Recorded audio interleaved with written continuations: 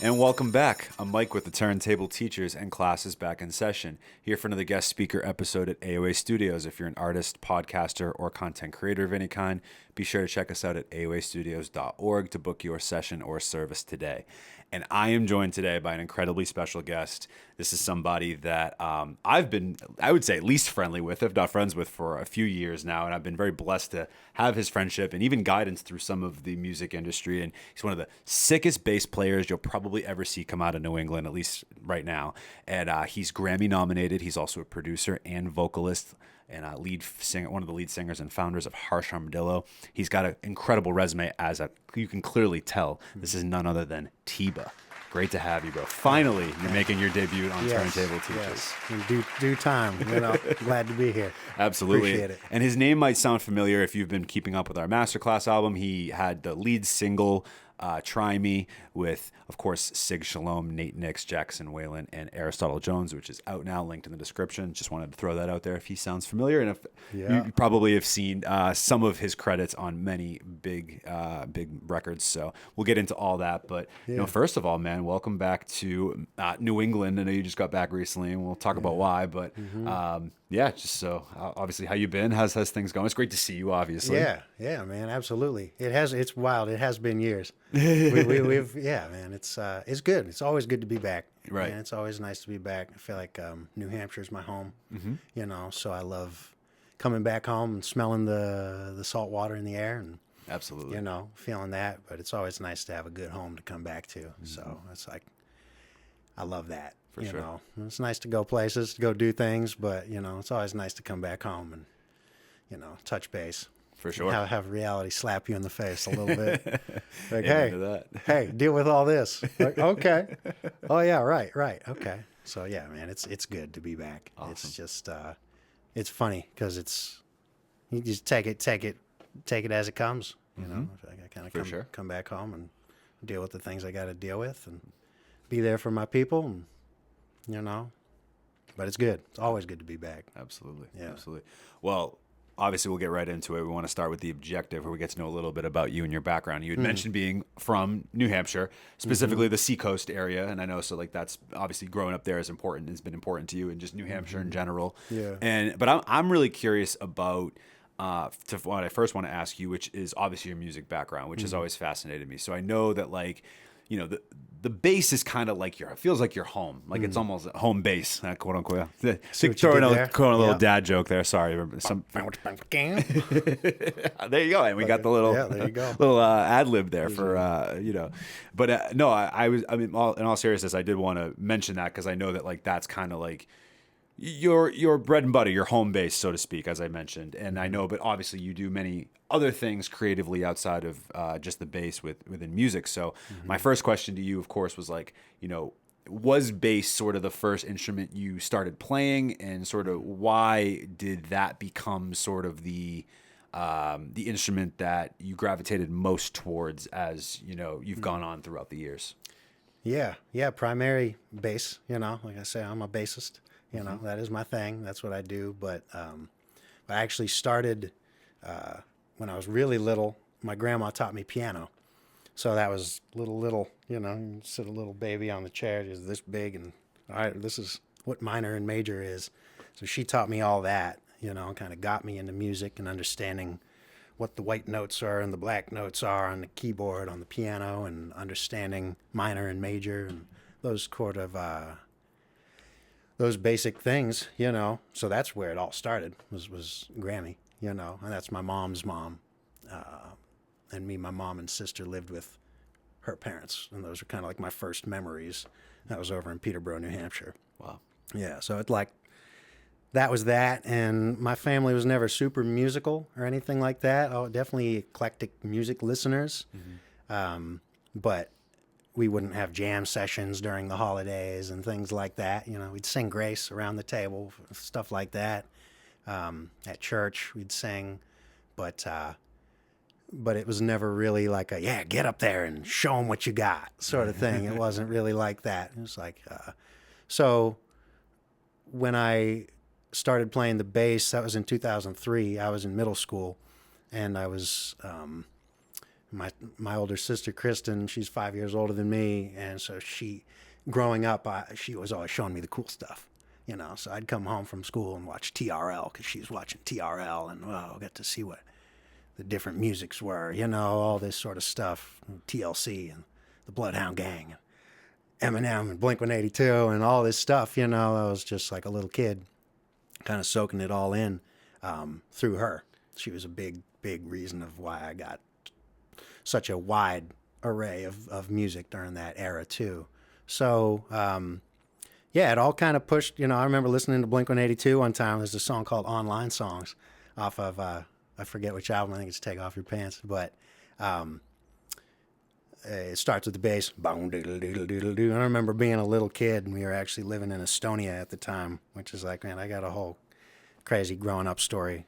I like to say I'm from New Hampshire because it's easy to say that. But we were living in Estonia at the time, and I remember listening to that album and hearing that song and being like, whoa, what's that noise? I didn't know it was just like a Fender P bass, like with a pick. Mark Hoppus is just playing, just chugging on the one or two strings.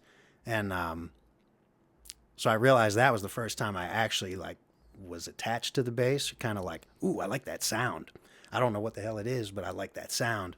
And then when we moved back, I was just starting middle school, and my, you know, there wasn't a whole lot of music going on in school or anything like that. Not really. Church was even less of a thing at that point. So where did music come back into play? I just wanted to start playing guitar or bass, you know. And so my dad, who he's always been close by, he bought me my first guitar. I brought it home, and I was kind of like, I don't know. Actually, I think I want to bring it back, refund it, and get a bass instead. There's something about the bass. I don't know what my 12-year-old mind was thinking or why that was the case, but something was still just pushing me towards bass. So that's what happened. I got a bass from Earcraft Music in Dover, and had an incredible bass teacher, Keith Foley, and he kind of taught me everything I needed to know, and then was like, yeah, you're good to go. It's up to you now, whether you want to keep going or not, and I kept going. Wow. But it all started there really with bass. No kidding. A couple years before, I would do like piano lessons here and there because my mom wanted to keep that going in my life. But it was like, oh, you know, the classic, oh, this is boring. Why would I want to read notes off a piece of paper? And why would I want to play music that I don't even listen to or care about, you know? So, yeah. I would imagine, though, that skill set with the piano probably helped long term with your, you know, being a producer and, you know, producing other like full instrumentals and, you know, beats and stuff like that. I feel like that, having the ear for that probably makes a ton of sense. Yeah. So that you were able to keep that sort of in your arsenal, like big time, keep that alive. That's really cool. Yeah. Anytime I'm like explaining to people where should I start? And I'm like, I'll start with the keys because that's really all you need, you know, and it's going to be extremely helpful because you can play any instrument on the keys at this point. And, exactly. You know, you don't have to pick up a bass to play the bass, you know. Right. It's like, oh man.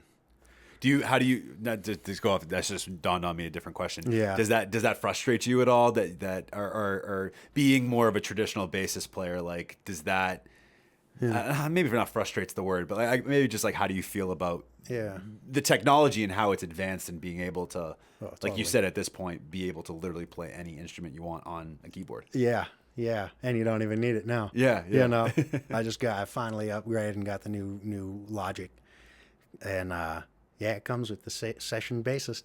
Wow. You know, he sounds pretty darn good. You know, it's kind of crazy, but I don't know, man. I feel good about it. I've also learned that, you know, it freaked everybody out for a while. Kind of like, oh boy, are we gonna lose? Kind of like the actors strike in there. Are we gonna lose our jobs? Is creativity gonna no longer be a thing that humanity cares about? It's like, no, of course not, you know. Even COVID, you know, I had moments where I'm like, oh, geez, are we never going to play live music again? You know, this is a thing I'm considering and thinking about. And I was like, no, People will always need that. I believe humans will always need that. And so, no, I mean, it's wild. I'm excited about seeing all the technologies that are coming out. And, like, ultimately, the bottom line is, too, you know, I have so many talented friends and other musicians and people that are, who I'd consider far more expert, you know, in things that I do as well. But it all boils down to your style, you know, how you go about translating that.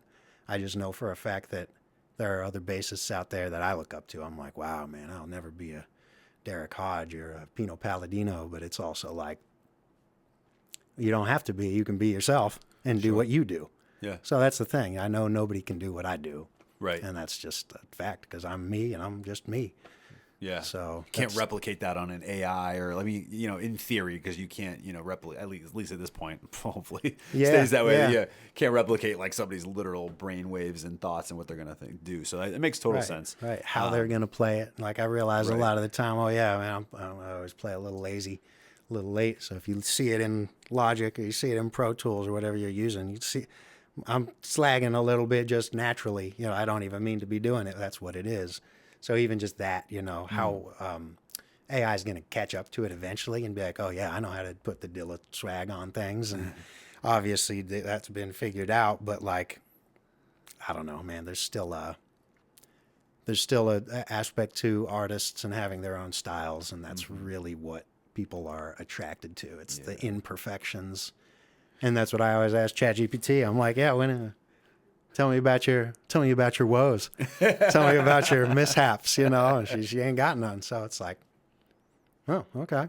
And that's where a lot of music stems from in a lot of ways stems from stuff, yeah, or any just emotion in general, right? It's like any sort of emotive response is oftentimes felt a lot within music. Totally. Well, because the only reason why I asked you that question too is because I've seen the debates. I've seen, you know, like people talk about it from the perspective, both sides of like you're saying, love it. It's also not that big a deal. I don't think it necessarily jeopardizes like humanization within music and like humans creating music. Like I think that's always going to be a need for that. But I'm also hearing on the other end of it, people being like afraid that it is going to inevitably push humans out from creating music and that'll all end up being digital. So, but I side more with you in that because music is so emotive and that, you know, when I'll put it to you this way, like, and I'll unveil the curtain a little bit. When I'm creating my clips for the podcast and I'm using my just the software that does the captions, you can elect to just do like unlicensed, you know, music in the background, and you can just layer it in and stuff, make it, you know, give it a little bit more of an oomph and experience on social media, whatever. Totally. And so when I go through that music, like, and you know, like basically you can just type in whatever genre you want, you hit generate, and it just like generates some kind of song or instrumental that would be adjacent to what you picked. Yeah. And I don't feel like it gives the same, like it's fine for that moment of like to do it for the clip because like it doesn't really matter. I'm just layering that in the background. Right. But to make it a legitimate song, like I wouldn't necessarily look at it and feel like, oh, this is amazing, or it's like making me feel something. It feels like a computer made it, if that makes sense. You know what I mean? Yeah. Versus like when I hear a song that was created by a human being full the way through, like instrumentally, lyrically, all that sort of stuff, like it gives it a different feeling. Yeah, and it lacks something that craftsmanship. That's a good word for it. Will have, you know. I always think about it with like houses. You know, people you can slap up a house real quick. You know, these days, and then have the construction guy look down the hallway and be like, you know, just know that it's just this kind of slapped up piece of whatever, you know. Yeah, you can live in it, but is it going to stand the strength of time or whatever you call it, you know? Like is it going to be there for hundreds of years? And is it going to be timeless? Is it going to be something that that actually brings? No, I just think it's an interesting, just where we're at. There's always going to be that two sides. Oh, you know? for sure. There's always going to be that. All right, and we've even seen it. You know, just in the pop world, the pop music versus like other. It's kind of you're living in two different worlds. So you know you're going to go to Olive Garden for your Italian dinner. You're going to go to Nona's house, you know, where it's like, you know, good point. It's just there's no right or wrong, you know, but they are definitely different things that I feel like people do just kind of put them in the same box. Well, it's music, it's construction, it's whatever, you know. But I always think about craftsmanship, Right. especially when it comes to art. As it should be. You know, it's like, well, where are you coming from? Because if you're around, you got to know who you're dealing with, you know, in those situations too. You know, am I around craftsmen right now, or am I around the let's get this done so I can get on to the next project sort of thing? For sure. You know, it's just different. Nope, I love this. I'm glad we're having this conversation. For Yeah. sure. I do want to slightly switch gears though, and just talk a little bit more about like your come up in the like New England music scene before we talk about what you've really been doing lately. Because you know you've definitely been at this point. I feel like you're a bit of a staple in that like in the New England area. Like I know you do a lot of work with Massachusetts artists as well, and you're very present in the New Hampshire scene when it comes to like the live music and all that sort of stuff. So kind of take me through like. You know, I have to give every stop, but just like, take me a little bit through your journey of like, you know, once you really wanted to get super serious about music and sort of how you found your footing within, you know, the scene that is definitely been budding in New England for, I'd say, the last 10, 15 years. Totally. Yeah. Yeah, man. I'm glad to be a part of it. I've always like, and I think from being a little kid and doing travel, my family traveled before we moved back here. And, but it was quick traveling. So it was always like, oh, okay. You make some new friends and then you leave. So it's always this idea of like, oh man, I always wanted that crew. I've always just been looking for my crew and my people I can feel good around and be welcomed with, you know. So I have realized, you know, doing therapy and all that stuff, it's like, yeah, that's a big part of why I have a want and need to assert myself into these groups. But also the music thing, you know, I mean, I was just kind of like my friends in high school and me, we were all we were kind of getting in trouble. So it was a point, there came a couple of things that happened where I was like, all right, this is a turning point. I need to stay in the building and just play the guitar instead, you know, and that's kind of how I taught myself guitar, starting there and started writing songs like that. But once again, just trying to find a crew, trying to find good people to do this with. And so, yeah, even right out of high school, I didn't go to college, cause it just wasn't, you know, they're always like, what are you going to do next? You know, I'm like, well, I want to do music. And, I have a funny Berkeley story where I did a weekend bass course and my roommate was, I was there with my buddy Thayer Harris, who recorded he passed away, but he recorded the whole first Harsh album. Oh, no. So he was like, he was going to be an incredible engineer and all this. He showed me Les Claypool and all this. And then my roommate during that weekend was Joe Dart, who's in Wolfpack now. Wow. So, and he's from Michigan. Yep. They're all from Michigan. And it was just kind of like, oh, that's wild.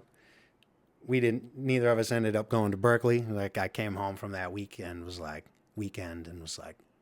oh man, laid in the grass. I was like, yeah, I don't think I can live in the city. You know, like it was just like a different lifestyle. I'm like, man, I don't want to live in the city ultimately. And so where do you go from there? I graduate high school, picking up jobs, keep myself sustained and live on my own. And I start playing in bands. So I had a band that I was with at first. I would drive up to Maine to jam with them, and that didn't really ever go anywhere. I played with another band who are like my two brothers at this point. They're my really good friends. We were in a band for years called Blacklight Ruckus, and that was how I first got onto the scene, the music scene, and we were playing with bands like Le Special and Strange Machines and Roots of Creation and all this kind of like rustic overtones, you know. I grew up listening to rustic overtones, and we're getting to play shows with these dudes. That's so cool. And so that was like a whole big thing of how I started just getting into it and finding other people to do it with. Then my band Harsh started, Harsh Armadillo, and we were pretty active for a while and got to do some cool things. We opened for George Clinton and Steel Pulse and Tank and the Bangers, and got to play really cool rooms from like Burlington, Vermont. We just started getting into New York, and then COVID hit, and it kind of like derailed everything, to be honest. But we're still tight, and we're still a family and play. And practice every Wednesday, you know, 5 p.m. So it's just like a family, you know, super fulfilling for me. And then there was a point, probably 10 years out of high school, I was kind of like, yikes, dude, I got to, maybe a little bit earlier than that, because it's when I started going down into Boston. Mm-hmm. My friend Marissa, who did my logo, she's an incredible artist, but she was the first one to really bring me down to Boston, started introducing me to Mind Spray and, you know, all the beat producer showcases and stuff like that, the shows that were happening down here. Introduced me to Ray L and Chronic Tone and Sean Rosati and all that. Was like kind of their little crew. And so that was my introduction to Boston, of just more people who were more into live music. Was really this one thing over here, where this production stuff is, they're really two very different worlds. And I'm always so surprised about it, that they don't meld together, that they don't connect more. But it makes sense too, I guess. But then, started getting into production world, you know, and going to all the beat showcases, and would see Melks battle Vinyl Villain, you know, and I'm like introducing myself to the people. Oh man, introduced myself to Jon Glass one time up there, because I'm just like, oh dude, your music's crazy. Like, I live in New Hampshire, but I'm down to drive 45 minutes to come rock with you anytime, and just kind of like stayed on it and just made that connection, and just was the fly on the wall, sitting on the chair, just like watching him and that whole crew kind of do what they do, watching Melks make beats, taking notes. Once again, Melks bass lines are crazy, you know. Once in the thing that always just like, how the 808s always be hitting. How'd you think of that? Yeah, right. Shout out to Melks, man, who's been on here twice. Y'all know about Melks. Yeah, man, as you should. But I found my crew there in Boston too, and ultimately, you know, my people will ask me like, "What's your goal? What's the point? What is the goal?" And I'm like, "I don't know. Like, I don't have a goal." Kind of going back, man. I'm just trying to find good people to work with, right? And that even sounds too broad, or shallow or something. It's like, man, I'm looking for people that I can do this for the rest of my life with. The shallow answer would be like, oh, I'm trying to make a bunch of money. I feel like that's the shallow answer. Like that doesn't. Right. I don't know if shallow is the word. I think that for you, it's no. You're trying to find a community of people that you can feel connected to. I think that's a great reason. I'm going to be doing it for the rest of my life. So it's like, okay, who else is going to be doing this for the rest of their lives and is doing it for the right reasons? Exactly. You know? And that's why I've always liked you, because you've always struck me as that. It's never been necessarily about clout or recognition or all these other things. Like, I feel like if for nothing else,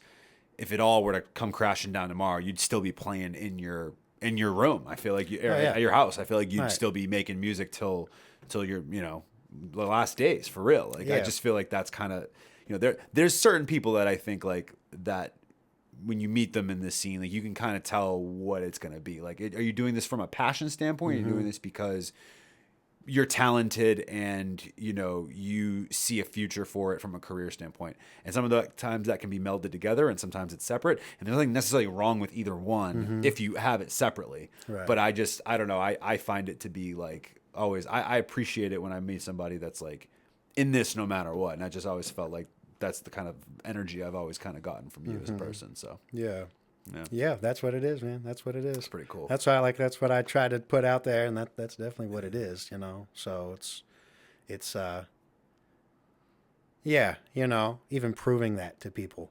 Where you step into some rooms and they're like, "Oh, why are you here?" You know, and it's like, dude, if you don't want me here, I don't need to be here. That's fine, man. But yeah, you know, it's hard to find people that do things for the same reasons that you do. And, you know, it's not easy. It's just hard to find those communities. So it's really nice too, and you find good chemistry. And you were saying earlier today, it's just like, it's nice to just talk and have those good conversations where we're not even making music today, we're just talking, and you know. So I found that. I found that in Boston for sure, you know, more than I'd ever have found it in New Hampshire. Also just the type of music, you know, I've always been into hip hop and R&B and stuff like that. So it's like, I had to come down to Boston to do that and find my crew for that. But I found them, And I guess another goal was always like just to be respected by the people who I look up to and respect, you know, like, whoa, man, it's like funny to see people out at a show and you just, hey, man, what's up? How you doing? You know, and just get that kind of mutual respect of them just knowing, hey, I see you and I see you doing your thing, you know. That part is cool. You know, it's not the particular reason why I do it, but like I agree. Like those moments are always amazing when like someone walks up to you at a show or an event or whatever. And they're like, hey, like, I've seen your podcast or you know whatever it is. I've been to one of your shows. Like I appreciate what you do. Like that's always like it's a good feeling. Yeah, even if you don't get an accolade, you know, you're still respected by the people that really truly matter. I've always said that's more important. Where your high school friends might be like, yeah, cool, dude. Exactly. You know, like you're still the same you. And right. Like, well, right. Yeah. You don't want to hear about this cool stuff, you know. It's like so it's that, you know, that was always a thing I was always kind of looking for too. Of like, you know, which is fine. You work hard at something, you want to be recognized for it. Have your boss be like, hey, you're doing a great job, good job, keep doing it, you know. Here's a raise. how rare that is, you know. Yeah, for real. Well, this is a perfect transition, I think, to the main lesson where we talk about what you got going on now. Speaking of recognition, Grammy nominated this past year for the Death of Slim for your work on the Death of Slim Shady. Yeah. Which, yes, you heard that correct. Death of Slim Shady, Eminem. He was on that project. He played. Was it bass and some production credit on Fuel with Jid? Correct. Yeah. That was with Jid, and we did the remix too. Right. So we did the remix with West Side Boogie and Grip. Yes, that's right. Shady artists, and I added some more instrumentation to that one. But for the original, it was bass. Yeah. So, and I know you've grown pretty close with Mr. Porter, Denaun Porter, out there, who's one of Eminem's closest, collaborators and producers. So, I mean, you. First of all, congratulations for all of that, because I think it's well warranted and definitely appropriate for you to be at that level at this point with being a kind of a master of your craft at this point. And so I'm very curious of like how initially the Mr. Porter collaboration or relationship sort of started, and then you've been literally living in Detroit for months at a time working on music with him and affiliates out there. So I guess take me through that journey of like getting to know him, meeting him, and now where you are today, which is like spending 4 to 6 weeks sometimes at a time out in Detroit creating music with one of the greatest producers in hip hop, hands down. Yeah, man, it's wild. But it makes sense too, and it always felt comfortable and like home, which flipped me out. That always flipped me out, but they always made me feel really comfortable and welcome there, So then when it was time to show up and do work, it was like, okay, here we go. It's easy, kind of just. I think that's from years of just getting ready to go on stage. You already know what you're doing already.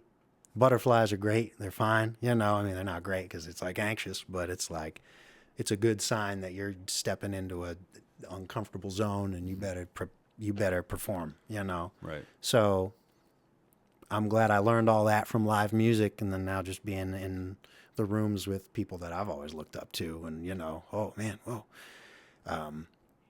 I'm ready. That's the thing. You never think that you're ready for it. And that's what I always ask people when they have kids. I'm like, hey, were you ready for it? I was like, no one's ever ready for whatever these big life moves are happening, But ultimately, man, I've been preparing for this my whole life since I was like that little.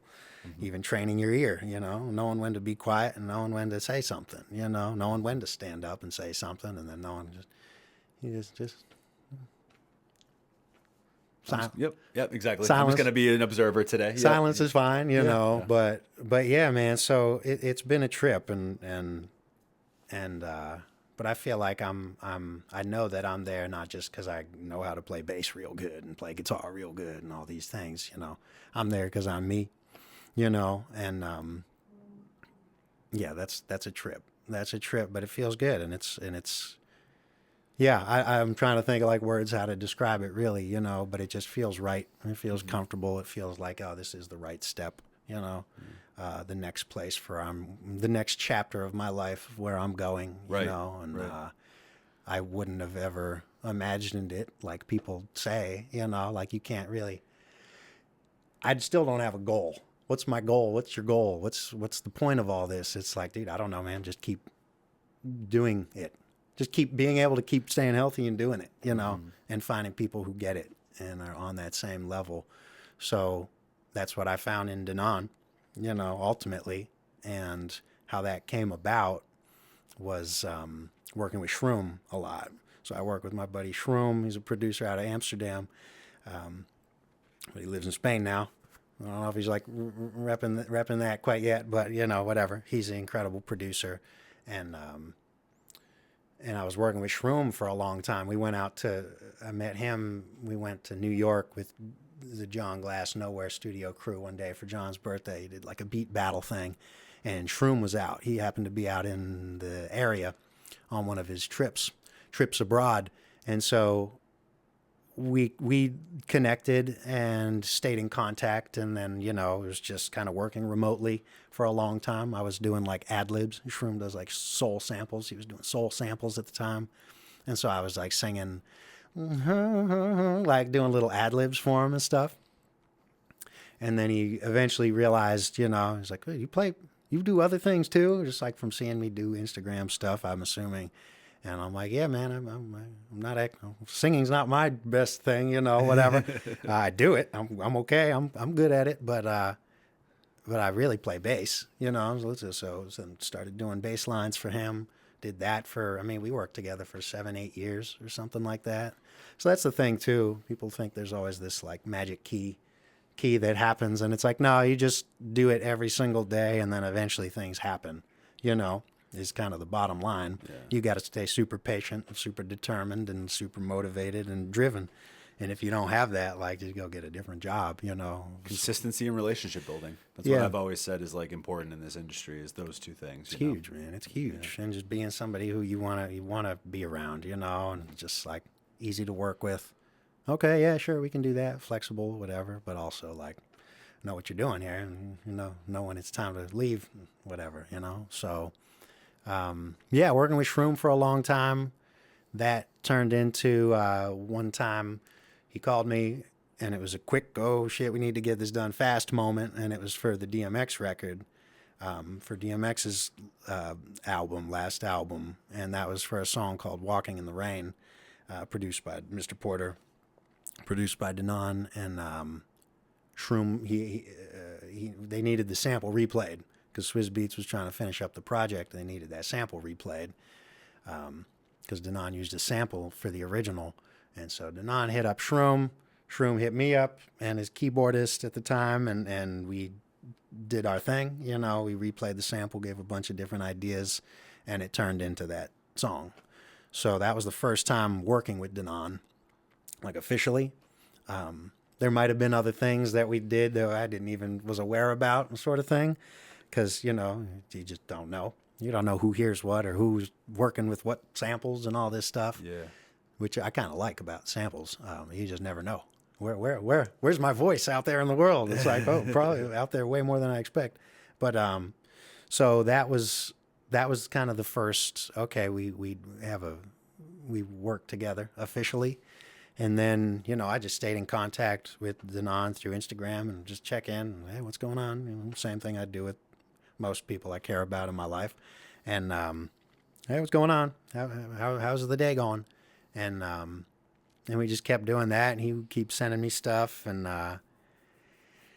yeah, you know, it was just like that was in 2021. Oh wow. And then a couple years, it just took a couple years of just kind of touching base and doing that, and me realizing he's got like a wild, crazy, busy life, to say the least. And but yeah, he gave me a look, you know, when people say they're too busy for you. Yeah, you got to realize what they're actually saying. You know, because everybody's busy in life, but there are a few people that hopefully, if you're lucky enough, they will give you a shot, you know. And that seems to be how a lot of this stuff works, you know. But even in all aspects of life, you know, you get a first job or whatever. Oh, man, yeah, that guy gave me a shot. You know, he picked me up. I'm working at the sausage cart or whatever. I got my first job because the guy gave me a shot. So that's what it was. You know, Denaun gave me a shot, and was like, he just gave me this invitation one time. He's like, man, I'd love to have you, fly you out and get you out to the studio to work. I'm like, Yeah, I'd love that, man. That'd be fantastic. That's what I'm trying to do. That's what I go drive everywhere around here to do, you know. And to do it with a guy like that, man, it's just like caliber, you know. Trying to hit the high caliber, you know. Be where I'm supposed to be. So keep my train of thought going here. So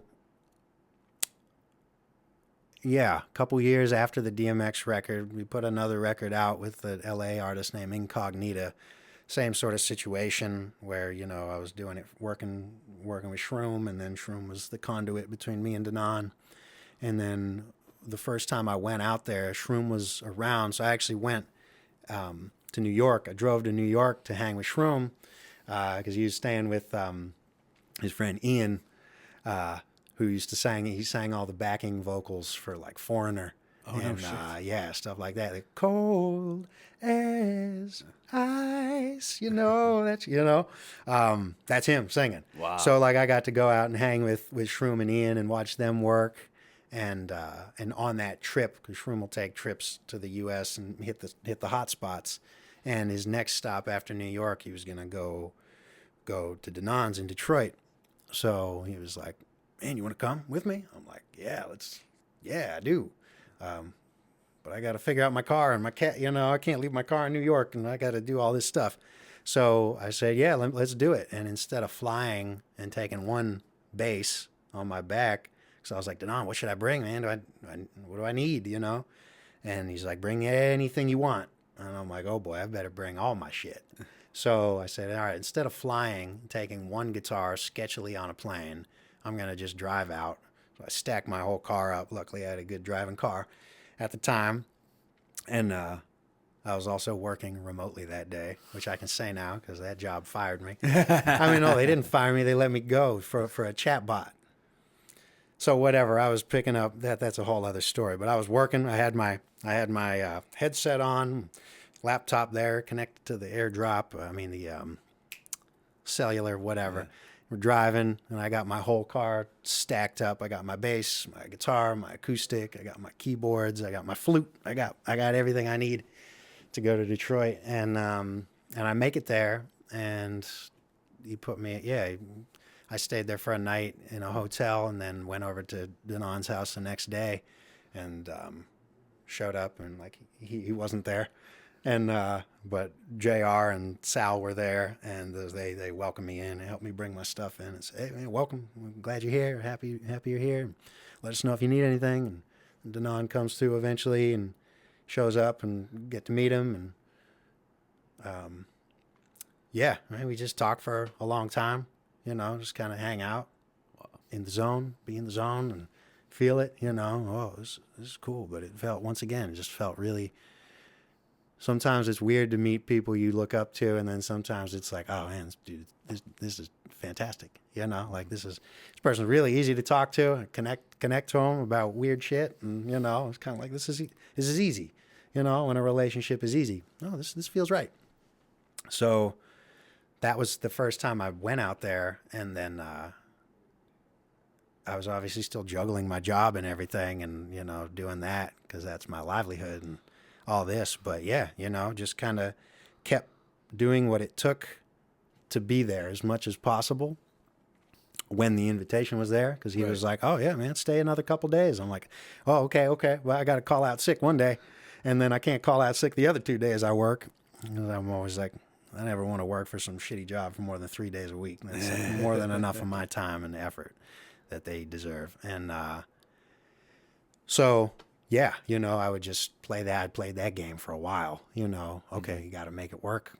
And yeah, everybody at the job knew, too. They're like, whoa, you going out to Detroit again? You doing that? I'm like, yeah, just wait a couple years. You'll see some crazy shit happen. And, you know, I still got to go back there and say hi to him, but I don't know. It's whatever.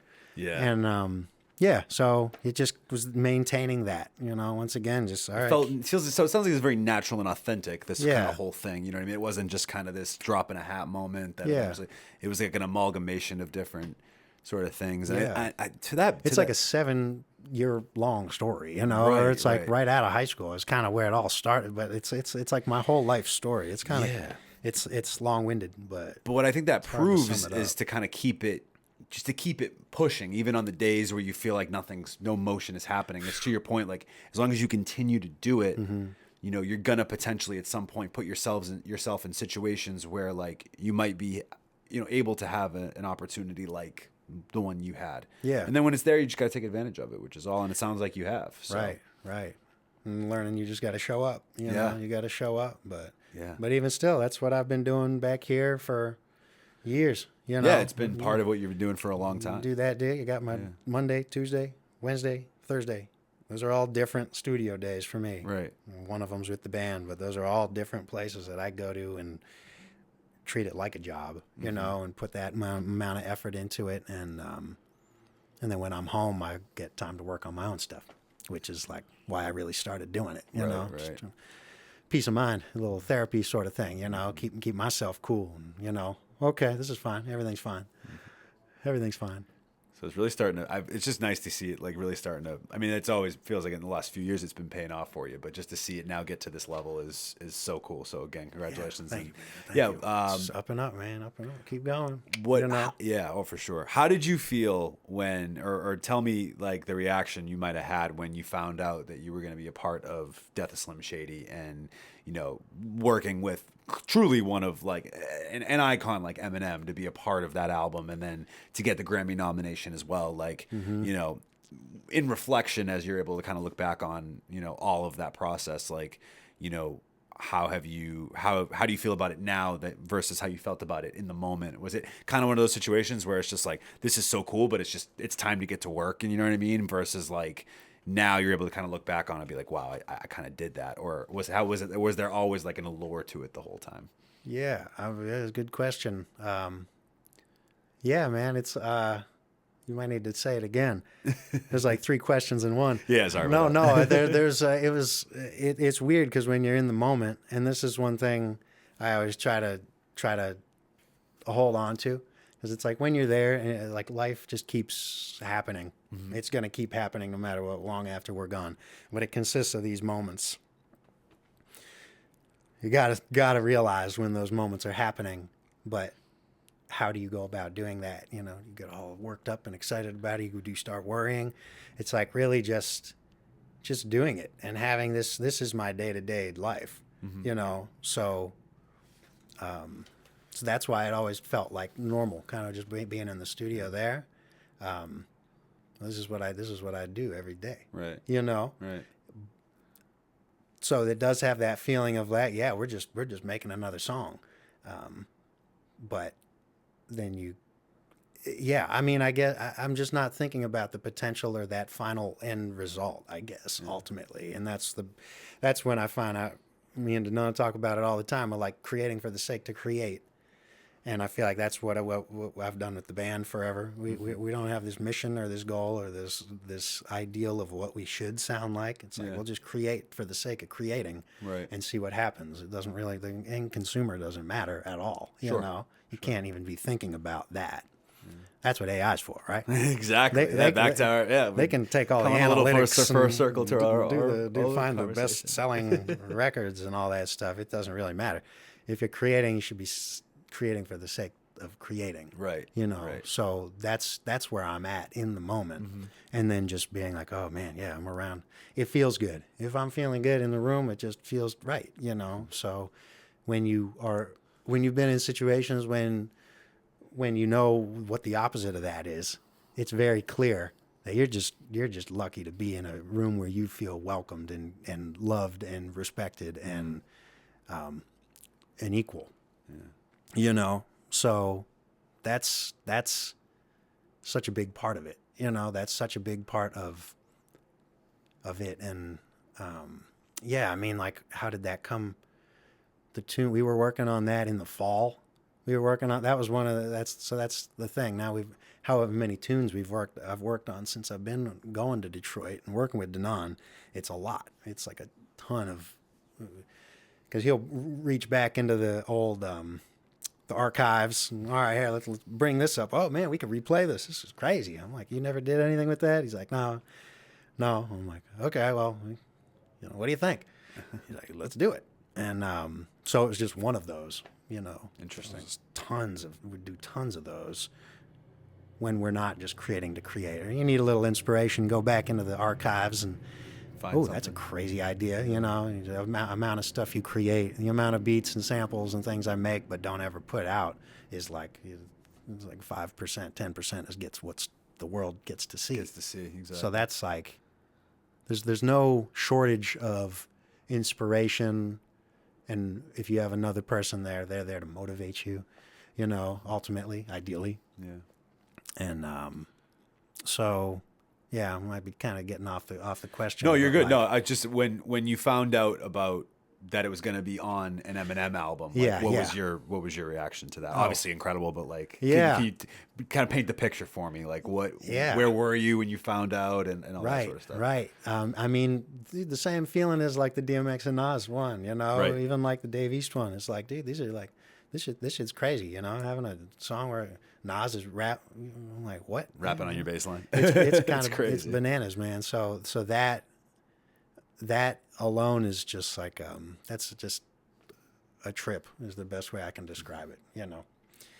It's a real life trip. So it's like, oh, holy moly. Okay. Yeah. But validating and feels really good. And yeah, I think, for the M record, cause he's top secret, very top secret about everything, which that makes sense. But I didn't know it was happening until I think everybody else in the world did. Really? Yeah, or maybe a little bit before, and Just it was like like, a little bit, yeah. Don't say anything, you're NDA'd up, and like don't say shit to anybody. And I'm like, okay, deal, because I also have realized things can change like this. Exactly. So it's even good for me to don't get your hopes, don't start celebrating before the thing happens. So yeah. So I mean, it's a weird thing. It's like, it's. I had to be excited about it after it happened. But that night, it was summer. It was summer when it released, and I like put my headphones on and went out for a bike ride at 3 a.m. and, listened to the whole album and was like, man, this is a crazy body of work. It's just to know that I'm a part of, I was lucky enough to be a part of that, of this artist who cracked my brain open as a little eight-year-old. One of the first artists. He was one of my like defining like artists in my, when I was growing up. Like, he was one of the first artists I really like appreciated, and especially in the hip hop scene, it was like him, 50 Cent, and Outkast. Those were like the three that like just based on, and that's solely based on just the age I'm at. Obviously, like that's kind of par for the course. Kanye too, although I don't love to say that out loud anymore, but that's besides the point. Oh, whatever, man. Dude, it's, I mean, hey, man. At the time, separate the art and the person. Yeah, it's like hard, man. But it's hard. Yeah, but anyway, I don't have to get down that road. But we probably shouldn't. But no, well, it was so funny though, because when I listened to it, and when I found out you were gonna be on it, and when you had announced it like the night before, and then when it came out and I listened to it through, Fuel was my favorite song. And then when I realized you were on Fuel, I was like, wow, that's even better. Because Jid's one of my favorite artists in the last probably like half dozen to 8 years. Like, I really feel like he kind of blew up on the scene quick, and then like, has really sort of, been a stable name in that Dreamville sort of camp. So it was super cool just to see M and Jid do a song together, being the flow masters they both are. And I mean, obviously Eminem is one of the best when it comes to, wordplay and being able to flow and rhyme. But they both destroyed Jid can rap, shit, man. He can rap his tail off, and he raps fast. You know what I mean? Right. Like, they're not Twista, but they can get busy with the bars. You know what I mean? Big So time, man. it was just such a great thing to listen to. You know what I mean? Yeah. And so Yeah, it's it, man. I mean, I bought the vinyls. I've been trying to be better about that. Buy the vinyls of the projects I'm part of and just see it. Keep those sealed up. But even still, like, listen, hey, you're having a tough day or whatever. Things aren't. Your car just broke down or whatever. Pop the song on. Remember where you're at. I'm on an Eminem song, so life can't be that too bad. Bringing yourself. I mean, life is life, but like bring yourself back to remembering what that moment is. For sure. And realizing that we're in it right now. Yep. This is part of that moment, 100%. So I appreciate you having me on. Of course, taking the time to talk with me. To the people. Yeah, and like, of course, I just I love it. Yeah, man. I'm but just trying to. You gotta cherish those moments. Of course. No, you got to cherish those moments. No, well, like I said, congratulations. And then obviously being Grammy nominated too, just like the huge thing to have that was in a your trip belt. too, man. I was like, holy moly, dude, this is crazy. Yeah, people kept asking me, "Are you going? Are you going?" I'm like, "I don't think so, man. I'm not planning on it. But like, we'll see what happens." If he wins, you get a plaque. That would have been cool. Yeah. So Yeah. unfortunately, it didn't. Yeah, But, I mean, Doechii killed it though. Like Doechii that's I mean, kind of. I kind of had a feeling that was going to happen. me too. And it was She like, deserved boom! it. I just want to see her keep going and like She's keep incredible, going, bro. 'cause, like, I'm good such Lord, a man. fan. Like So I, that's a style. She's got a crazy style, and it's like, Yeah. So once again, if you're just dealing with people on this caliber, it's like, dude. I mean, I don't really care much about the accolades. It's like that's cool as fuck, and people kept reminding me that, like, Right. dude, you got to realize what the hell this is. you were in the conversation, which is all you can ever ask Yeah. for, right? Well, it's funny though but because you're already amongst greatness. of course, So of I'm course. like, dude, I feel pretty darn good. Yeah, as you should be. Yeah. No, I feel like with her project too, it reminded me of when I listened to it, right? When I listened to Doechii's project, Yeah.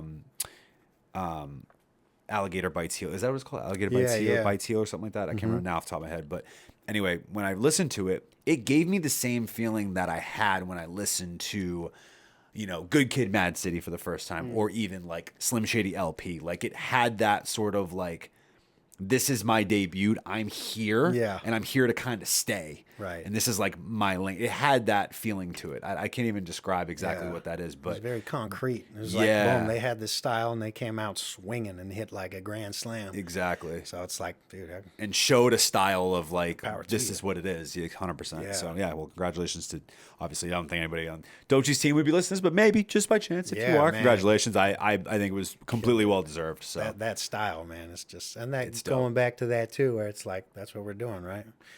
That's what people need, people want.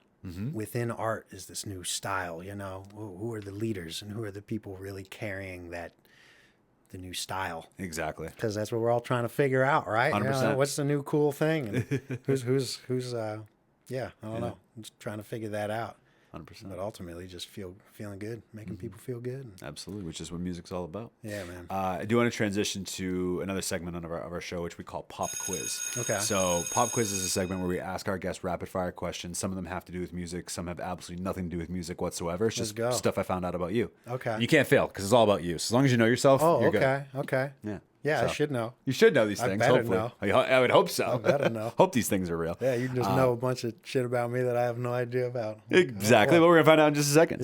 Yeah. So that's if if you're a fan of Teeba just being introduced to us for the first time. It's like it's our fun. This is our fun segment. It's cool to talk about all the accolades and all the stuff going on in the music, but sometimes it's nice to get away from the music for a minute. So this is kind of our chance to do that. Puzzle break. Exactly. Yeah. All right. So first one. First few are just true or falses. True or false? You were constantly in trouble in elementary school for smiling too much. Yeah, that's true. I wouldn't say constantly, but yeah, it got me in trouble and then it got me out of trouble too. For smiling. Such an Yeah. odd thing. Well, because I was always, if you make a joke, you're the jokester in class. I laugh, but you don't laugh. Well, who's the one who's making noise and who's the one that's in the teacher's teacher's eye, eyesight? it was you. It was me. So yeah, that happened. That was definitely a thing. Oh, too funny. Yeah, just cheesing. Just Smiling, man. Smiling's got me in trouble a couple times. Some people don't like it. Some people are like deeply threatened by it, and I'm always like, yeah, I have a T-shirt idea, but I don't want to say it on here. I'll tell you later. Yeah. But it's funny, man. It's like, yeah, smiles are. It's one way to just kind of outwardly put your, give somebody some positivity, but it's just it's not always greeted well. So you got to you got to watch who you smile to. I guess so. I've learned that lesson. Heard it here first. Yeah. True or false? Your first concert was Raffi when he released Baby Beluga. Yeah, crazy. Yeah, that was like. I was probably 3 or 4 years old. Wow. I barely remember that, but when you first start getting memories, and I remember coming home with the little the whale, a little beluga, a little whale that you got at the merch table. Oh, I love it. Raffi. Fantastic. Yeah, that's one thing I want to get. We need another Mr. Rogers. We need something like that going for our generation, for the kids. Because we had that, obviously. Well, even before our generation was like Yeah. a Mr. Rogers thing. So Right. Well, that's a whole other topic. whole other thing. Yeah, man. What's the best one pan meal that you make? I've heard you're quite the you like to cook, but you're a master of creating the meal in one pan. So what's like the best one pan dish you have in your arsenal? The best. It's the best. Man, I have a bunch because I'm so proficient. Hey, rattle them off, whatever. I'm like, no, man, it's just less dishes because I don't barely cook for people. So it's like, it's me, My cat's not doing the dishes, that's for sure. I try to get him to. I made Spanish tortilla the other night.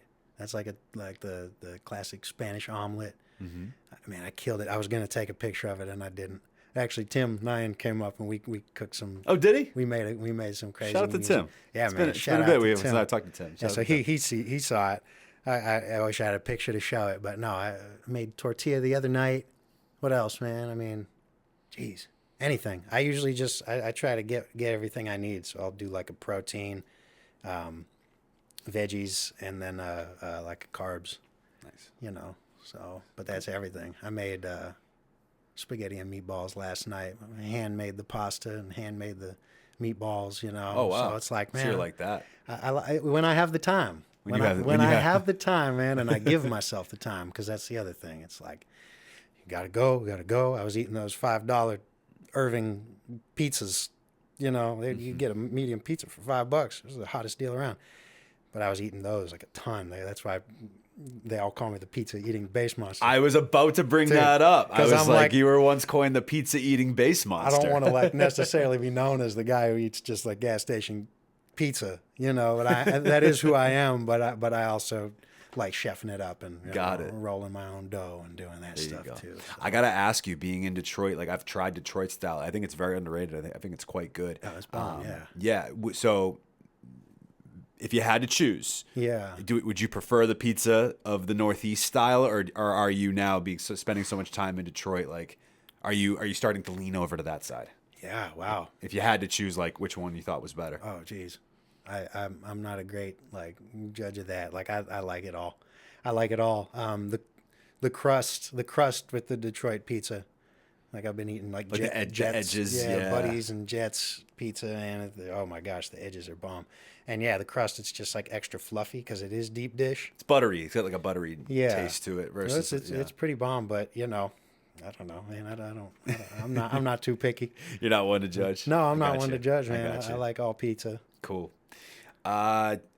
Tell me about your experience living on a sailboat for 2.5 years in Europe and the Caribbean. I thought that was fascinating when I found out that you did that. That's so cool. Yeah. That's a thing I don't like to, not that I don't like to, but it's my mom and my sister and me call it the story. Got it. It's a story. But I like talking about it, but it's a lot to share. It's a lot to share. Fair enough. But that's where I really grew up. People ask me, where'd you grow up? I say Lee, New Hampshire. They're like, okay, cool. How old were you when you went those 2.5 years? What were the years that you were on the boat? It was 7, 8, 9. Oh wow! So you were so you were much younger. Yeah. Got it. Yeah. Wow. Remembered everything. I believe Remembered everything. And we got videos too. My stepdad was the video camera nerd. Wow. Tech nerd who always had the video camera rolling and all that. But yeah, man, it was incredible. Like at the time it was really tough because my stepdad was a tough guy to be around. Okay. So you're confined to a 45-foot living space with a person that you really don't like. Tough. At the same time, my mom was always there, so she always had our backs. But it was a lot, man. It was a lot. It was a lot for a little kid to go through. I'm glad I did, and I feel like I learned a whole bunch of life lessons during that time, right? To say the least, and really important, heavy stuff too, like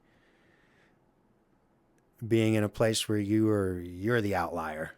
Like we were the only Americans where we were at, and it was kind of during the Bush times, so it was it was before 9/11, but shit was happening. It was still intense, right? Yeah, we weren't really flying, proudly waving the American flag on our boat, Much like these days. Yeah, man, it's like, what a place to be proud of, but right. Yeah, so I never really understood that, and being at your age, at the age you were at, obviously too. Yeah, it was just kind of like, oh man, why do these the Indian kids all wanted to be my friend one day, and then the next day they all wouldn't talk to me.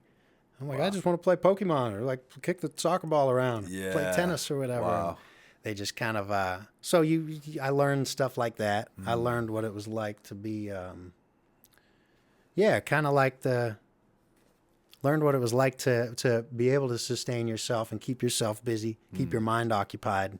I read the same like Tintin comic books and Asterix and Obelix, those like comic books like over and over again. And anytime we were somewhere where we got power, I could plug the Nintendo 64 in and I could play Ken Griffey Jr. Slugfest, and my mom would watch it like we were home watching a baseball game and stuff awesome. Like that. So the whole time we were kind of we were trying to make it as homely, this place feels homely, It's, you're all trying to feel that. You want that, you don't want to feel like you're just on a trip somewhere in the middle of, just literally in the middle of nowhere, in the middle of the ocean for 2.5 years. Wow. But yeah, so we sailed, we started in Estonia and we sailed through the Baltic Sea, which is like the first time I had a near-death experience, because it was like that movie, The Perfect Storm. It's a little crazy out there, right? Isn't it? Yeah, it's dangerous. It's very like, dangerous, my stepdad had the boat made out of steel.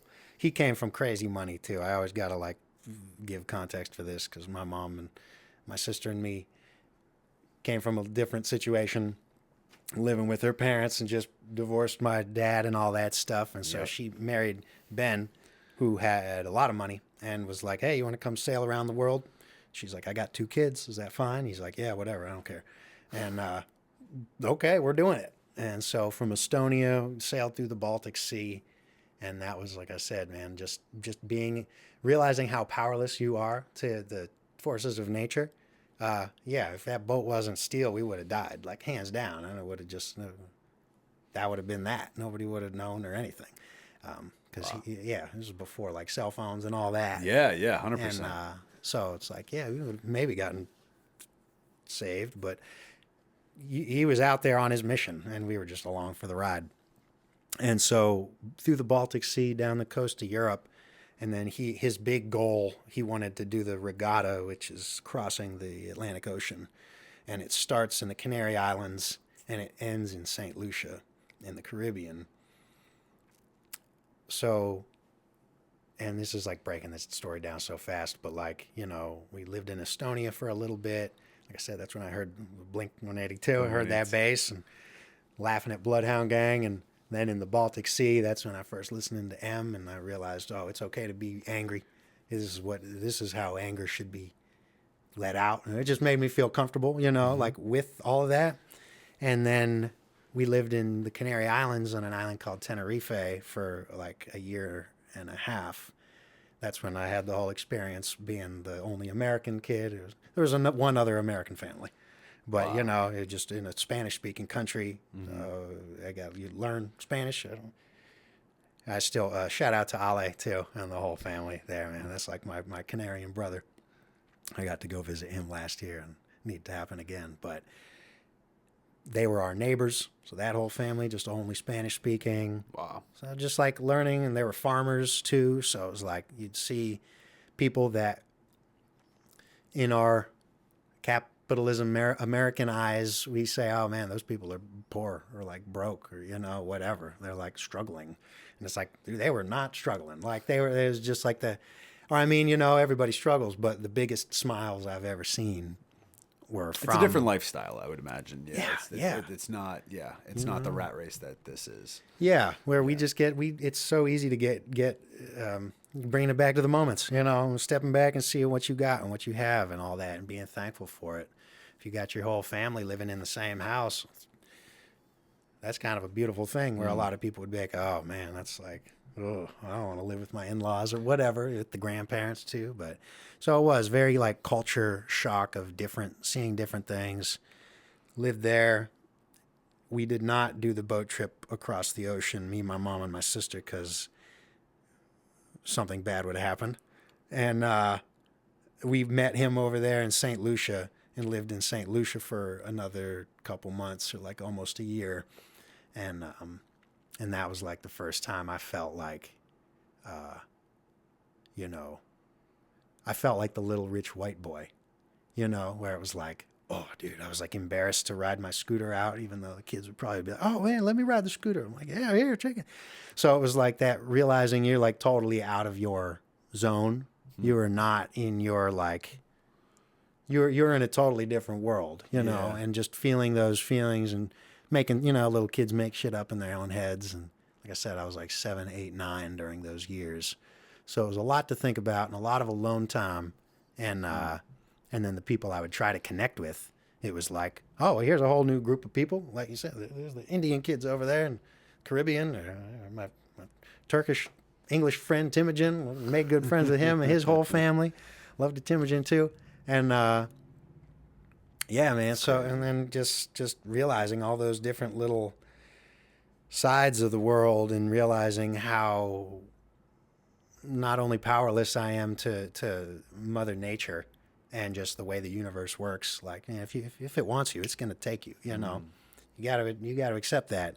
But then also realizing your place within societies and a community. Sure. And how do you get into those spots and how do you make friends with those? And Yeah.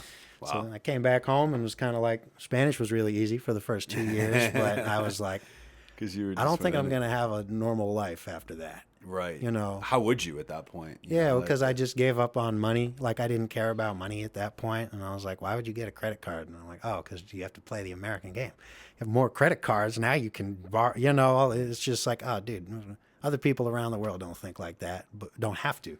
But, yeah, it just kind of like came back to it and was like, oh, this seems so lost. Like with a goal, why are all these people going to college? What is the point here? What is the point, you know? So it just cracked my brain open like that. And that was ultimately, that boat trip for sure was the one. Also got to hear all the music from all there. Estonian music. Yeah. German music. Right. You're getting French all these music, different cultures. Spanish music, you know, Yeah. steel drums. Oh, fascinating. Is like, you know. Hired those out for my wedding. Actually, we got that's our cocktail hour in Killing. Aruba. steel pan drums, bro. Killing, I'm man. excited as hell. Yeah. I was saying to her, I go, a beautiful sound. We're getting our photos done before the wedding, so that way I can enjoy the steel pan drums, Hey. bro. Because like Hey. I want to be there for that shit. Yeah. Love those, man. Yeah. Big fan. Yeah. And like, where else would you hear it? You know, Exactly. Like, it's just not in Exactly. the band room and you're. No, In- and it wouldn't be like super authentic, and especially to that like area. So. Yeah. Dude, what a fascinating backstory. That's Yeah. crazy. Yeah, good that got me into like music, you know. Of course. That ultimately is what turned me into being like, because they're all like, well, what are you doing next with your life? Where are you going to college? What are you doing with your life? And I'm like, I'm gonna do music. As you should. And then the family was all kind of like, yeah, you sure? I'm like, yeah, I'm 100% sure. I'm sure. But it took years to kind of. I had to make that decision when I was still in Right. high school, Right. in my own mind, to say this is what I'm doing, even though I'm totally unsure, not really getting any support besides from my mom and sister and my dad. But he's whatever, and like, you know, you got to convince yourself to go for it and do 100%. it, and jump off that ledge. Makes So sense. it's like.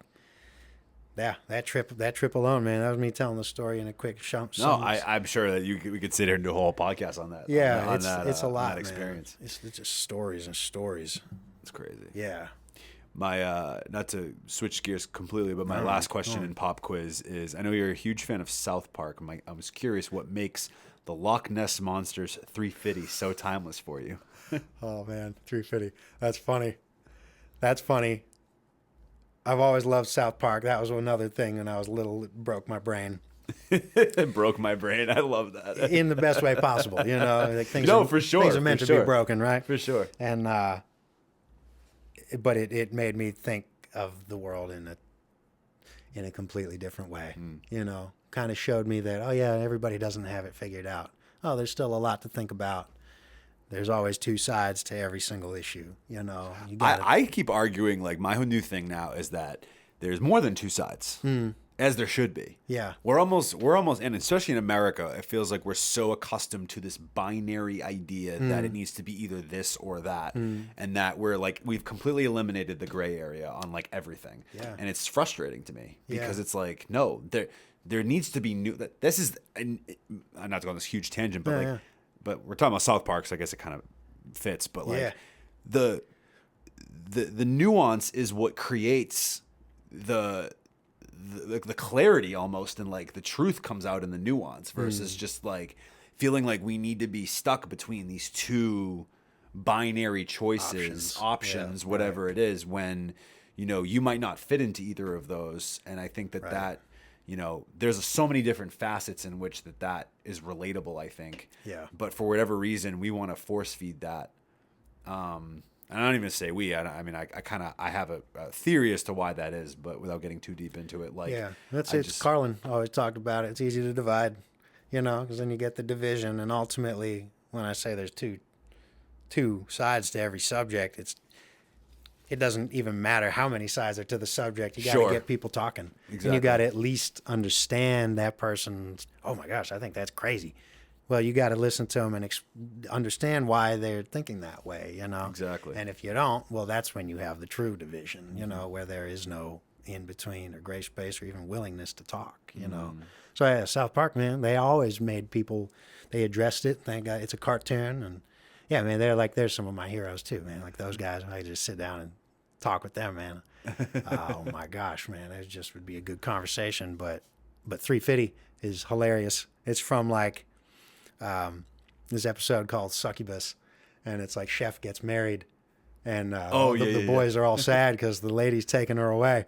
Well, she ends up being a succubus, and you can look that up or just watch the episode because it's funnier.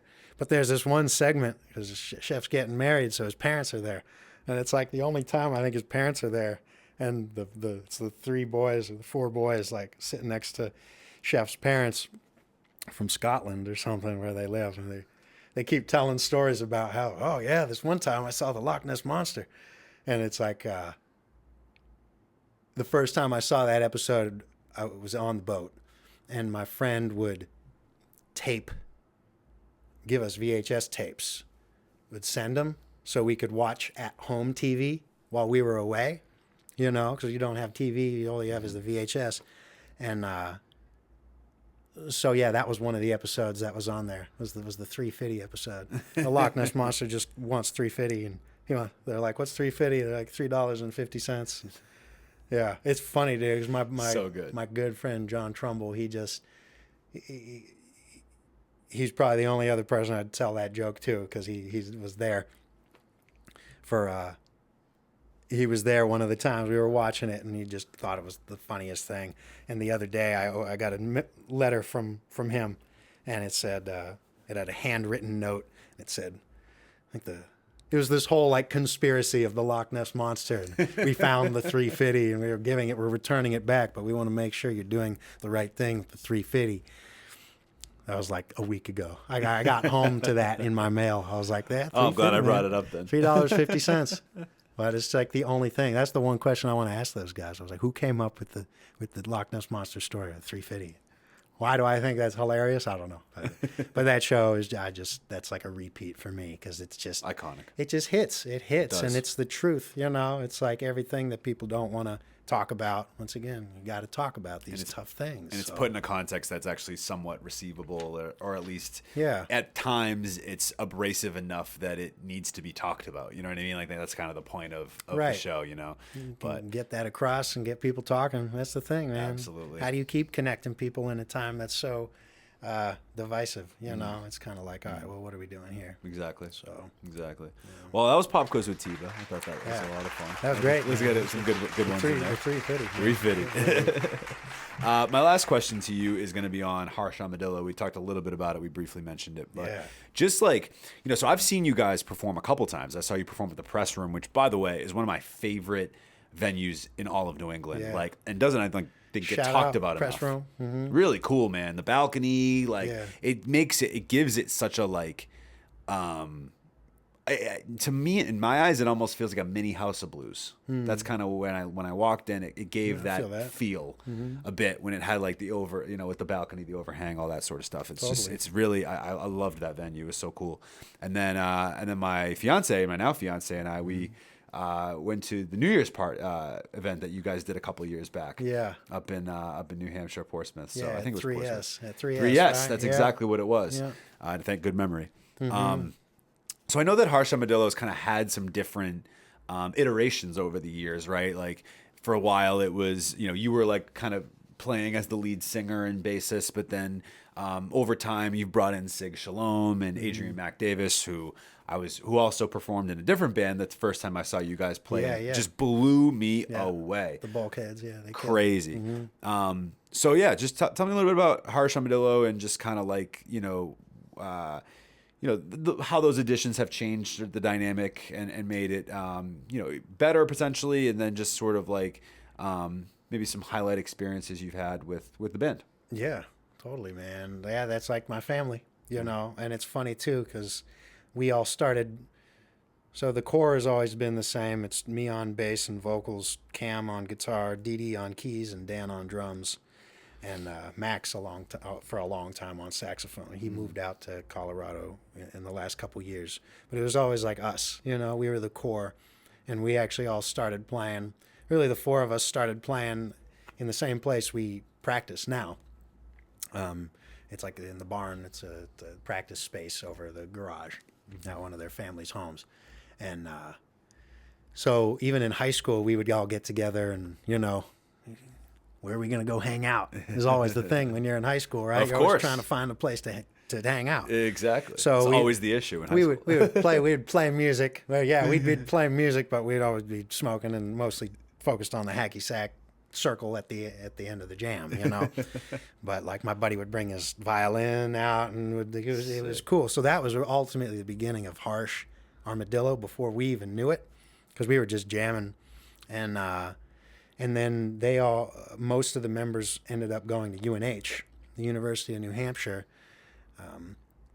I did not, but I ended up working there eventually.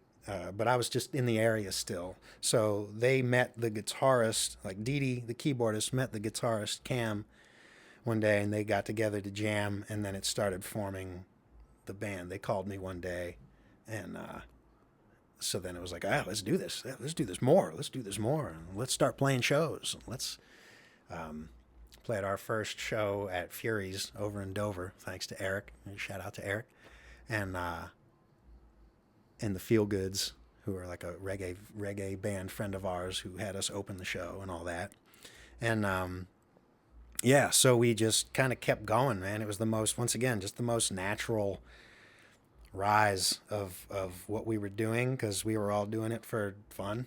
It was the right reasons. No one was there for a job or felt like, oh man, I really don't want to go to practice today. It's like, oh man, what are we going to do today? Oh, what can I throw at the band today to get them working harder than they get new ideas rolling. And so it just kept going like that for a really long time. For a while we had we all kind of shared lead. Nobody wanted to be the lead singer. So that's why I'm a lead singer. For a long time Max was singing lead as well for certain songs. Andrea was like ended up being like the main kind of lady lead singer in the front. And then my other friend Marissa was singing with us at the very beginning. So I was like, okay, this kind of amalgamation, which what the band was anyways. Sometimes the horn players would show up, and sometimes he had to go kick for the UNH football team. Shout out Dirty Mike. And so yeah, but it kind of then formulated into me and Andrea being like the lead singers, and that was what we were for up until COVID ultimately. So that was like, we never said we toured because no one was quitting their day jobs. Yeah. We never went outside of New England up until right before COVID hit. We were just tapping into New York and Brooklyn and all that, and Philly. And but yeah, so things happened, and that was that. And it's also been another really, really beautiful thing about the band, because if we're there, it's like a cheesy thing we say, but it's like, well, we're not just in a band, but we're good best friends too. Mm-hmm. Cheesy as hell, but it's it's real. And so if anybody ever needed to not be there, or I need to go get another job, I need to move away, it's always been like, hey man, go do it. Power to you. And if you come back and we're still doing it, you're welcome. Right. So it's always been that sort of really understanding and comfortable situation that a home should be, right? And beautiful community. And so after COVID hit, we were like, oh boy, what do we do? We're scrambling like everybody else is scrambling. Maybe we're never going to play live music again. Well, let's keep recording. I'm like, I've been recording. You guys want to get in on this? Still trying to get them all to get their ass caps. I'm like, come on, guys. It's like, come on, yo. And whatever. And I think they have them now, but it doesn't matter. And so after COVID, Andrea kind of needed some space away.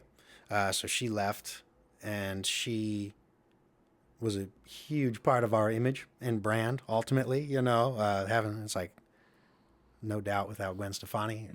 Where'd Stevie Nicks go? And you're watching Fleetwood Mac, it's like that sort of thing, like kind of made us realize like, oh, well, we never thought of her as like the girl in the band, but like, she's like our little sister, but like, oh shit, a lot of people like when she left was like, where's the girl? And I'm like, well, I don't know. I'm not a girl. I don't know what you're talking about. Like she left, she gone. And so she had to leave and do her own thing. That put us in turmoil amidst COVID. And so I wrote a whole new, I was like, okay, shit, man, I gotta buck up and do what I'm scared most of, is be the lead singer of this band that's pretty successful regionally, People come out to our shows, and so I'm like, okay, this is not the position I want to be in, really, but all right, let's do it. Wrote a whole set of all that new material, and that's what we were playing. Like that around the time when I saw you, yeah. Yep, yeah. That was in like the beginning before we found Sig and Adrian, and we were doing this. Dan, the drummer, set up this idea called the no click sessions, because he doesn't play to a click ever, like a click track, but also we like click like CLIQUE. Like we're not we're welcoming other horn players, other singers, other artists, a vibraphone player, we were trying new shit to see what the next iteration and chapter of the band would look like and be. So we had AMAC do one of them, and I had Sig come up and do one of them, and it just kind of worked from there. Like they were the two that we were like, yeah, man, let's invite them to practice, and if they come to practice, then they're in the band, and that's all it is. Right. So at this point, that is what the new version of the band is. It's like the three of us are singing lead, because I got my songs. I still like get my rocks off.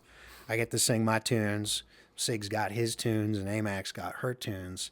But what we've really been trying to do, like this new EP, that was our most recent release and only release with the new iteration of the band, fully collaborative songs. So we're all sitting in the band together and creating for the sake to create. AMAC just had these words that she's had for years and doesn't know what to do with them, and she starts singing them, and Dee Dee comes up with the key riff, or I come up with a bass line or some bass chords, or Cam comes up with an idea, and we take it from there. And so that's what we've been doing and ultimately have to keep doing.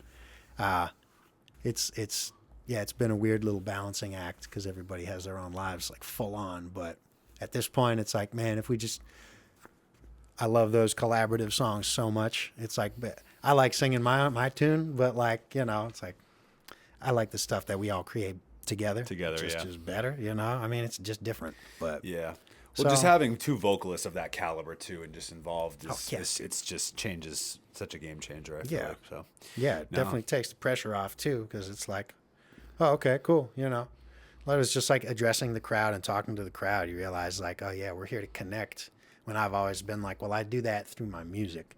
I do that. I like to close my eyes, be in that fucking moment, and that's how I connect with people. They like, whoa, but then you realize, oh yeah, you got to like look at all these people. They're looking for that. They're looking for, they need that. And I'm always like, dude, I don't know if I'm here to give you that. Like, hang with you and talk to you for an hour. But now you have a few people that can, you know what I mean? That can provide that. It disperses it. Because then if Sig's got a bad day and he doesn't feel like talking, well, I got you, You can kind of pass that around, that responsibility. But yeah, man, they're incredible songwriters, and this is the first time that we've ever really, it's the first time I've felt like with Harsh Armadillo, we kind of cut off the armadillo because we're harsh. We've always been harsh, but it's like an attempt at a rebrand, but we don't want to lose all the social medias and stuff. Yep.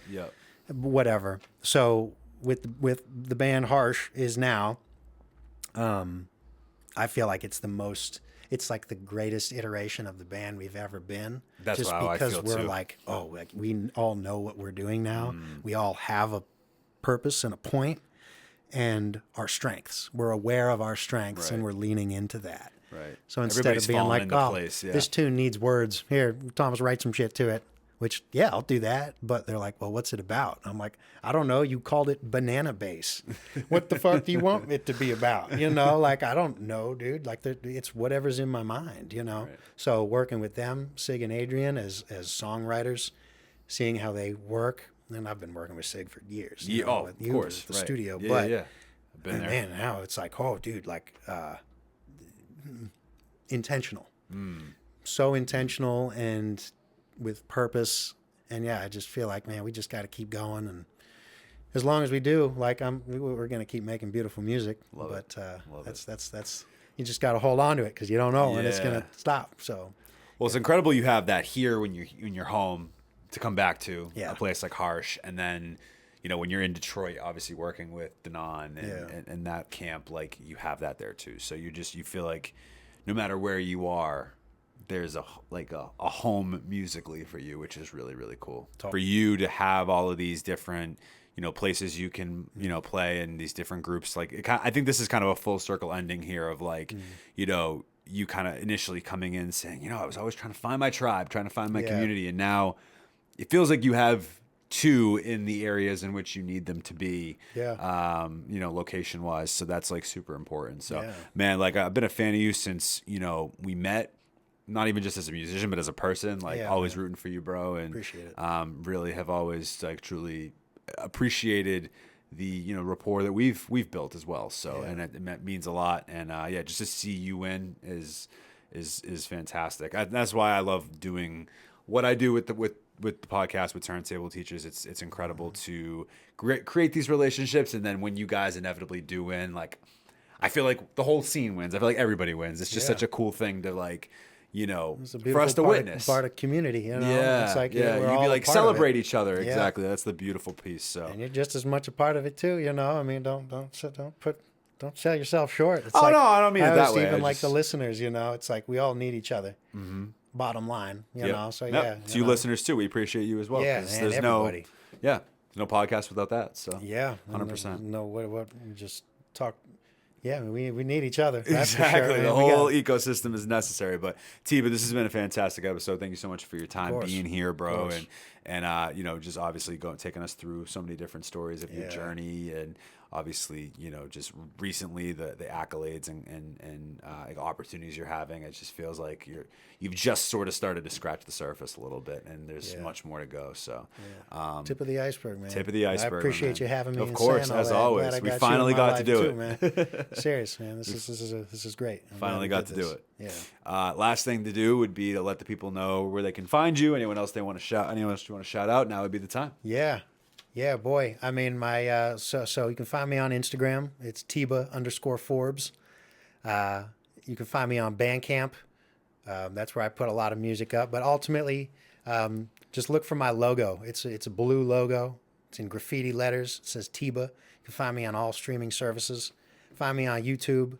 I like YouTube. I like pushing the YouTube. Gotta push the YouTube. I like YouTube the best, and I still use that. They pay out the creators the most. That's all I use. It's like, you don't use Spotify? I'm like, dude, I like YouTube, man. YouTube's got it. YouTube's where it's at. But got it going on. Yeah, what else even? I got sample packs up on my Bandcamp. I also got sample packs on waves.com. And man, we got I don't even know what else, man. Hey. That's perfect. I feel like just cool. Instagram's like my business card. So if you really want to see what I'm doing on a day-to-day basis, I just kind of use my Instagram as a marketing tool for all my music, and then also just like a little glimpse into my life. If you want to see me cooking tortilla or walking in the woods. Time capsule, so to speak. Yeah, it truly is. I know you're a big nature guy. We didn't even talk about that, but that's all right. Yeah, we only got so that's why we'll have him back. This is an hour and a half was enough time to get through what we got through today. We got through plenty. Well, again, thank you so much for being here, and then for definitely Teeba's, all his links will be in the description. So all these things like his socials, where you can stream his music, YouTube, all that sort of stuff is going to be linked in the description. So make sure you check his stuff further out and support. We always appreciate our audience supporting the artists we have on. It's kind of the point. If you're an artist, sorry, I shouldn't say that yet. If you're a fan of Teeba, just being introduced to us for the first time, you can find us on Instagram or TikTok at Turntable Teachers, all one word. And then if you want to check out our other episodes or check out different blog articles or things like that, you can reach out to us or find us at turntableteachers.com. And then, of course, if you're an artist, podcaster, or content creator of any kind, make sure to check us out at aoastudios.org to book your session or service today. Once again, Teeba, thanks so much for being here. This has been an absolute pleasure. Appreciate it. And I'm glad we finally got a chance to do it. Yeah, man, me too. Me too. Yeah. Mission success. I feel great about it. Absolutely. Yeah. Absolutely. Had to catch him back while he was back in town before he heads back out to Detroit. So yeah, man, we're on the move. Absolutely. But as always, I'm Mike. That's Teeba with the Turntable Teachers, and class is officially dismissed. Turntable Teachers.